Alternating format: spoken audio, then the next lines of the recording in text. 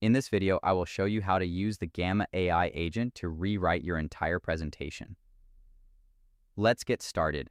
I have my presentation open and ready, but I want to completely shift the tone and depth of the content. Instead of manually editing every slide, I'm going to use the AI agent to handle the heavy lifting for me. I'll start by opening the agent panel from the top right menu. In the chat box, I'm going to provide a very specific instruction. I'm asking the AI to rewrite the entire deck as an expert-level technical deep dive, specifically requesting that it integrates advanced terminology like latent space, transformer architecture, and gradient descent. As soon as I send the request, the agent goes to work. You can see it processing and updating the cards in real time in the sidebar. It's not just changing a few words, it's restructuring the chapters and elevating the language across the entire project.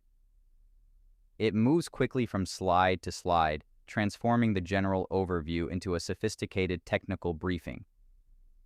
Once the agent finishes, it provides a helpful summary of the technical concepts it added and the tone shift it applied.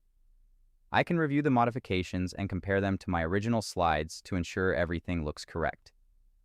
The new depth and professional formatting are exactly what I was looking for, so I'll go ahead and accept the edits.